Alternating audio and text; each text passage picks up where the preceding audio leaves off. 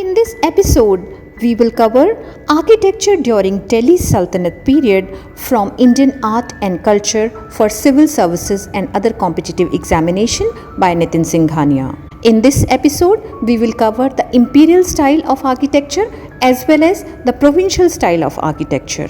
All those who are preparing for competitions are advised to take notes. Architecture during Delhi Sultanate period. During the period of Delhi Sultanate, that is 1206 to 1526 AD, architecture can be categorized into two broad categories. Imperial style, that is patronized by the rulers of Delhi, and Provincial style, that is patronized by local rulers and fiefs. Imperial style. The imperial style of architecture flourished under the various dynasties that ruled during this period. Each ruler imparted certain flavors of his own, but the broad stylization remained the same. Slave dynasty. The slave dynasty or the Ilbari dynasty remained in power from 1206 to 1290 AD. During this period, the style of architecture came to be known as the Mamluk style of architecture. During this period, most of the constructions were remodelings of the existing Hindu structures. They also started the erection of a number of monuments. Qutub Minar being a prime example, it is a 5-story structure initiated by Qutubuddin Aibak, who made only the ground floor. The next 3 stories were completed by Iltutmish and the 5th story was made by Firoz Shah Tughlaq. Other examples of this period are Quwwat-ul-Islam Mosque in the Qutub Minar premises, which was converted from a Jain temple, and Adai Din Ka Chhopda in Ajmer. Khilji Dynasty. They ruled from 1290 AD to 1320 AD and established the Seljuk style of architecture. The constructions of this period were marked by the use of red sandstone. Also, the prominence of arcuate style began from this period. Mortar began to be used prominently in all the constructions as a cementing agent. The examples of this style of architecture are Alai Darwaza by Alauddin Khilji and Siri Fort. Tughlaq Dynasty. It was the crisis period for architecture during the Delhi Sultanate period. However, some construction works were still undertaken which used grey sandstone. During this period, the focus was more on strength of the building and so there was less emphasis on decoration. The constructions combined both arc and lintel method of entrance design. They also introduced a style of construction known as batter, which was characterized by sloping walls to give more strength to the building. The examples of this architecture are cities of Tughlaqabad, Jahanpanaha and Firozabad. Lodi Dynasty.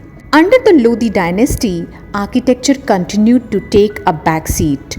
Only tombs were commissioned during this period. However, one important feature of architecture during this period was the introduction of double domes. It consisted of a hollow dome inside the top dome. The reasons for the use of double domes were to give strength to the structure and to lower the inner height of the dome. The tombs built during this phase were hard and bare, without any lavish decorations.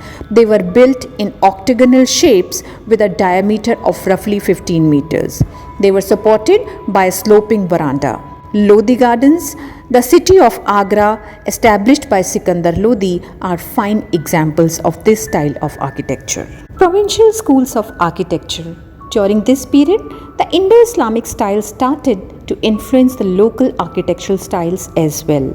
Bengal, Bijapur, Jaunpur and Mandu became important seats of architectural development. Bengal School from 1203 to 1573 AD. The Bengal School of Architecture was characterized by its use of bricks and black marble. The mosques built during this period continued the use of sloping bangla roofs, which was previously used for temples. The finest examples of this school are Kadam Rasul Mosque in Gaur and Adina Mosque in Pandua. Jaunpur School from 1394 to 1479 AD. It was patronized by Sharqi rulers. Jaunpur became a center of great art and cultural activity.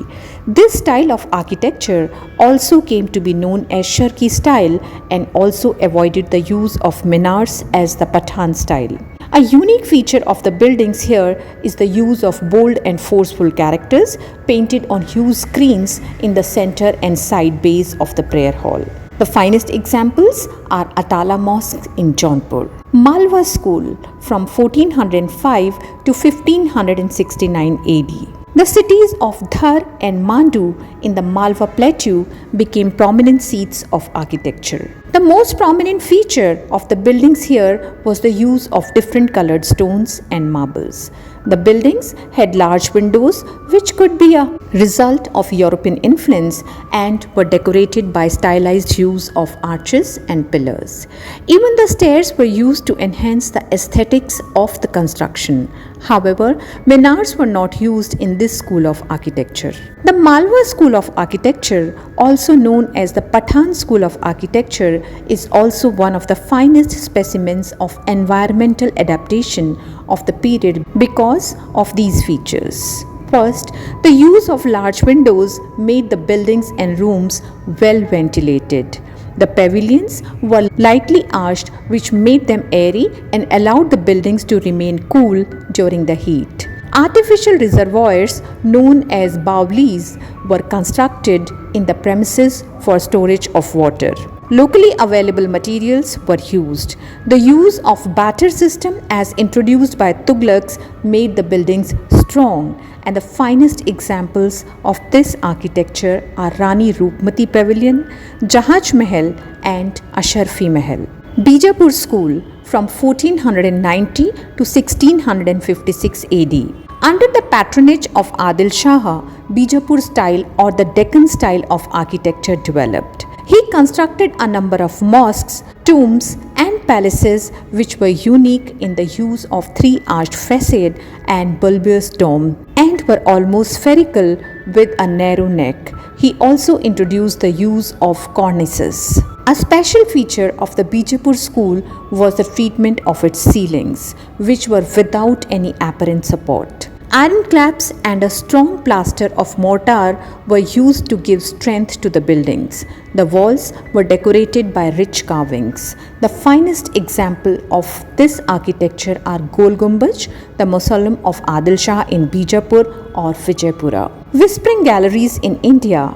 They are made in such a manner that even whispers can be clearly heard in other parts of the gallery. The examples include Gol Gumbaj, Victoria Memorial and Golghar Granary in Bandipur. If you want to know about any other topic from Nitin Singhania, please leave it in the comment box so that I can come back with it. If you have liked the episode, please like, share and subscribe. Thank you.